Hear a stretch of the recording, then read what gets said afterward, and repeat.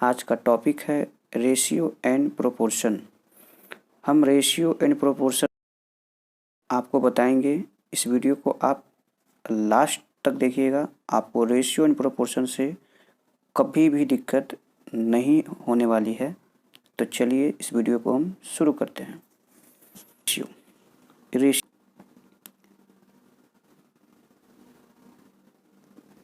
Ratio and proportion क्या पढ़ने वाले हैं? Ratio and proportion. देखिए, इसको हिंदी में कहते हैं, रेशियो का हिंदी होता है अनुपात। बिल्कुल जो भी बिगिनर अभी है ना, वो एकदम यहाँ से हर चीज़ सीखेंगे। अनुपात एवं समानुपात।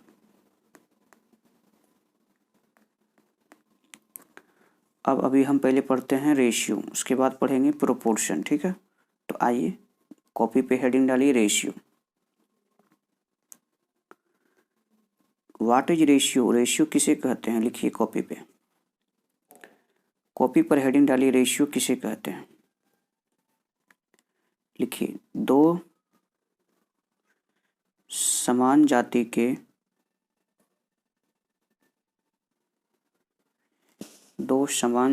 के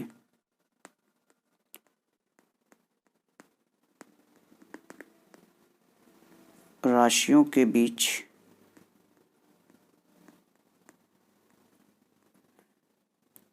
के तुलनात्मक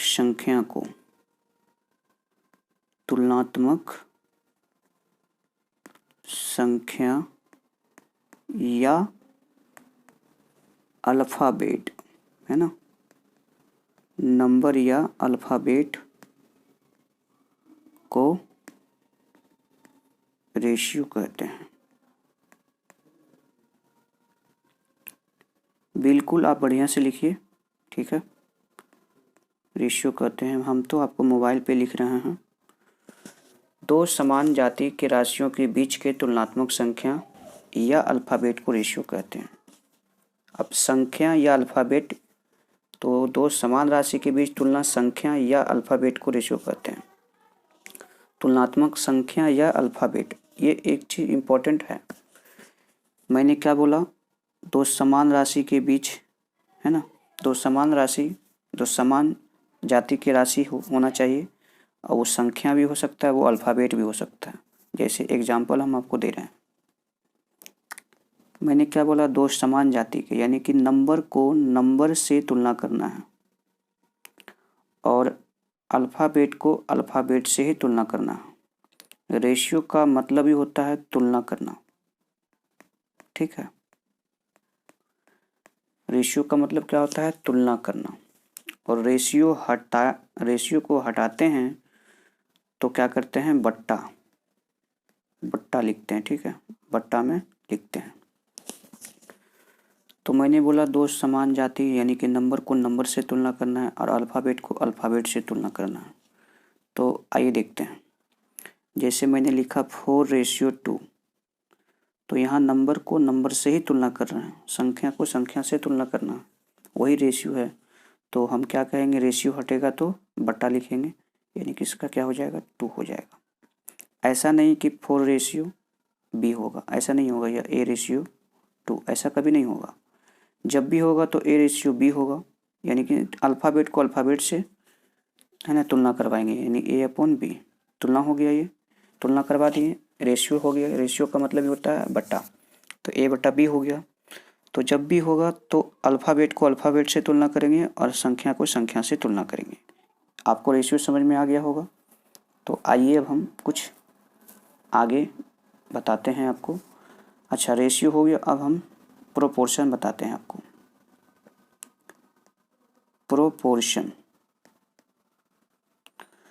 प्रोपोर्शन क्या होता है? समानुपात। What is proportion? What is समानुपात? प्रोपोर्शन को हिंदी में क्या कहते हैं? समानुपात। वो था अनुपात, ये है समानुपात। तो अब कॉपी पे हेडिंग डालिए समानुपात, लिखिएगा। जब दो अनुपात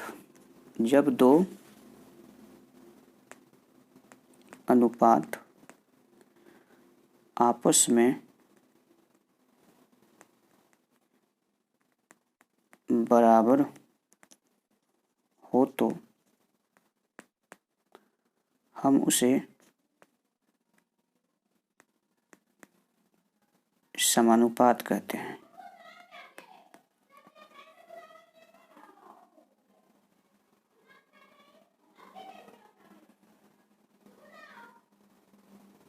जब दो अनुपात आपस में बराबर हो तो उसे हम समानुपात कहते हैं। क्या कहते हैं? समानुपात कहते हैं। ठीक है, अब हम एग्जाम्पल देखते हैं अगले स्लाइड में। आइए देखते हैं एग्जाम्पल को। एग्जाम्पल है, ठीक है। मैंने क्या बोला? दो अनुपात आपस में बराबर हो। एक अनुपात मैं ले लेता हूँ 6:2 और 3:1।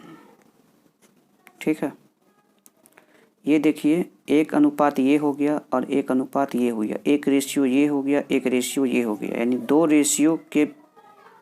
दो रेशियो जब आपस में क्या हो? बराबर हो तो हम उसे क्या कहते हैं? समानुपात। ये समानुपात हो गया। और बराबर हटता है ना, बराबर जब हटता है तो उसको हम क्रॉस मल्टीप्लाई करते हैं। ये लिखिएगा यहाँ पे, बराबर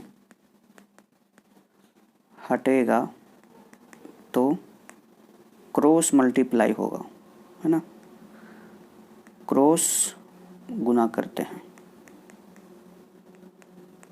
चलिए ये चीज़ हो गया। अच्छा, ये बराबर है ना, तो इसको हम इस तरह से भी लिख सकते हैं। ठीक है, ये भी समानुपात का चिन्ह है। तो आपको समझ में आ गया होगा, दो रेशियो के बीच जो बराबर होता है, दो रेशियो जब आपस में बराबर होते हैं तो उसको हम समानुपात कहते हैं। और समानुपात को हम ऐसे भी लिख सकते हैं। ठीक है, और ये जब बराबर हटता है तो हम क्या करते हैं? क्रॉस गुना करते हैं। तो आइए इसको बराबर हटाते हैं। ठीक है, क्या था? 6:2, यही ना था एग्जाम्पल में। 6:2 था, बराबर 3:1 था। बराबर को हम अभी हटाते हैं। ठीक है, 3:1। तो जब बराबर को हटाएंगे तो क्रॉस मल्टीप्लाई करेंगे, यानी कि 6 है ना, 6/2 बराबर हटेगा तो क्रॉस गुना होगा। और 3:1 यानी 3/1। क्रॉस कैसे मल्टीप्लाई करेंगे? नीचे से इधर और नीचे से इधर, है ना, इधर से करेंगे इधर और इधर से करेंगे इधर। समझ में आ गया आपको? गुना करते हैं, 6 बन जा 6 बराबर 2 3 जा 6 हो गया ना। तो ये चीज़ आपको समझ में आ रहा है ना? बस यही है समानुपात। अब जैसे ये तो संख्या था, अब कोई अल्फ़ाबेट में रहेगा दो रेशियो आपस में बराबर, तो ये भी तो समानुपात है ना। तो A/B हो जाएगा, बराबर हटेगा तो गुना, C/D क्रॉस मल्टीप्लाई करेंगे, है ना, D गुना A बराबर B गुना C। समझ में आया? ये D है। तो आप समझ गए हैं कि समानुपात किसे कहते हैं? दो रेशियो, है ना, दो रेशियो आपस में जब बराबर हो उसी को हम समानुपात कहते हैं। बराबर हटता है तो क्रॉस मल्टीप्लाई होता है। ठीक है, और आप इसको ऐसे भी गुना कर सकते हैं। देखिए मैं थोड़ा सा आपको बताता हूँ इसमें ट्रिक। आप इसको ऐसे भी गुना कर सकते हैं, इनर को इनर से गुना कीजिए और आउटर को आउटर से गुना कीजिए। अगर 2:3 रहेगा बराबर 4:2:1 रहेगा अब बराबर 6:2 रहेगा, तो आप इनर इनर से गुना कीजिए और आउटर आउटर से गुना कीजिए तो भी वही आंसर आएगा। ठीक है, तो आपको समझ में आ गया होगा रेशियो और प्रोपोर्शन होता क्या है। अच्छा, अब हम कुछ 1-2 क्वेश्चन देते हैं, आप उससे बनाइए। ठीक है, मैं देता हूँ आपको क्वेश्चन, लिखिएगा क्वेश्चन।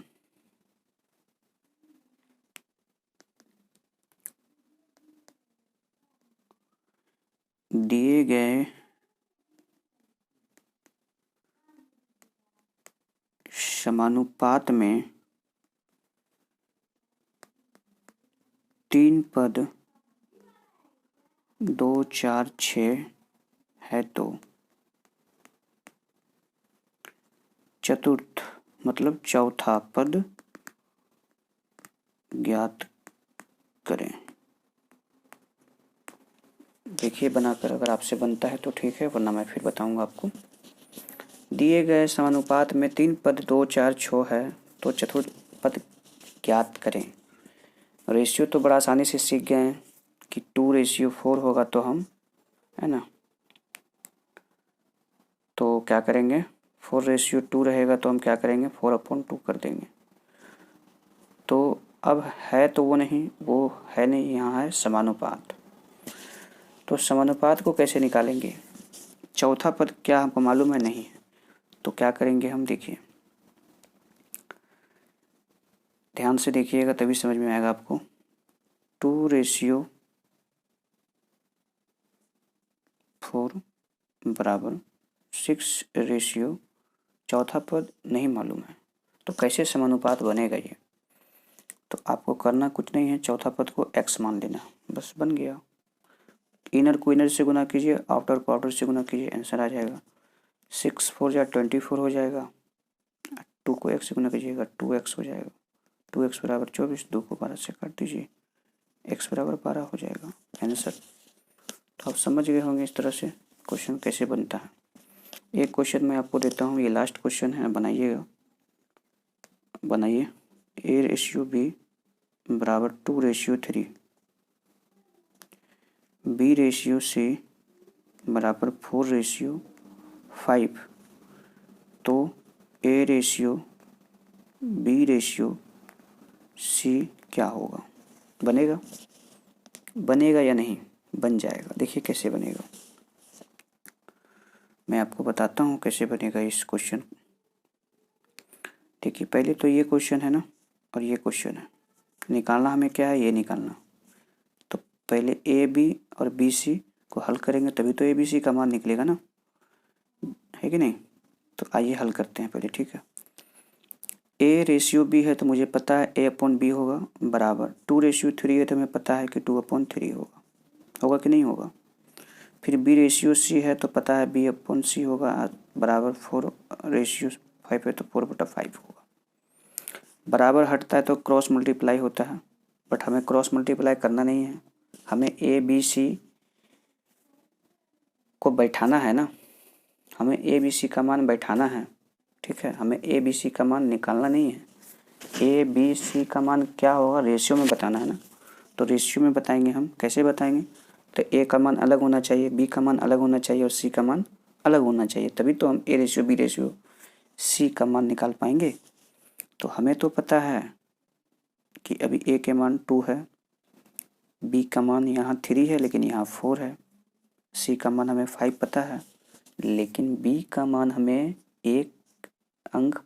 एक समान अंक नहीं पता है। B का मान यहाँ 3 है तो यहाँ B का मान 4 है, तो हम 3 में कितना नंबर से मल्टीप्लाई करेंगे कि यहाँ और यहाँ B का मान सेम हो जाएगा। तो आप कहेंगे कि यहाँ हम 4 से गुना कर देंगे और यहाँ से हम 3 गुना कर देंगे, तो 4 तिया 12 और 4 तिया 12 यानी B का मान 12 हो गया। लेकिन जब हम नीचे में गुना करते हैं तो ऊपर में भी आपको गुना करना होगा 4 से। जब हम ऊपर हर अंश में अंश और हर में गुना किए हैं तो ऊपर भी तो नीचे भी 3 से गुना होगा। अंश में जो गुना होगा हर में भी गुना होगा, हर में गुना किए हैं तो अंश में भी गुना करना पड़ेगा, ठीक है। तो आशा करता हूँ कि आपको ये चीज़ें समझ में आ गई है, ठीक है। तो अब देखिए A का मान, B का मान और C का मान हम आराम से निकाल लेंगे। A का मान क्या हो जाएगा 8 रेशियो, B का मान क्या हो जाएगा 12 रेशियो और C का मान क्या हो जाएगा 15। आ गया ना। अब इसको छोटा आप कर सकते हैं, लेकिन एक अंक से सब कटेगा तभी छोटा होगा। क्या 2 से 8 कट रहा है, 2 से 12 कट रहा है, लेकिन 15 नहीं कट रहा है ना, तो वो अंक से नहीं कटेगा तीनों, एक अंक से तीनों कटेगा तो काटना है वरना छोड़ देना। आंसर यही हमारा रहेगा 8:12:15। तो आशा करता हूँ कि आपको समझ में आया होगा। अगर समझ में आया होगा तो आप हमें कमेंट में बताइए अगले वीडियो में किस टॉपिक पे बनाऊँ, और हम एक क्वेश्चन आपको होमवर्क में दे रहे हैं, कमेंट में आंसर बताइएगा। लीजिए, A/B बराबर 4/5, B/C बराबर 3/8। तो A/B/C क्या होगा? ये बहुत ही आसान है, आप इसे होमवर्क में बताइए हमको। होमवर्क में आपको बताना है और आंसर बताना है। मिलेंगे फिर नेक्स्ट वीडियो में नेक्स्ट टॉपिक के साथ। आप हमें कमेंट में बताइएगा वो टॉपिक क्या रहेगा। तब तक के लिए जय हिंद।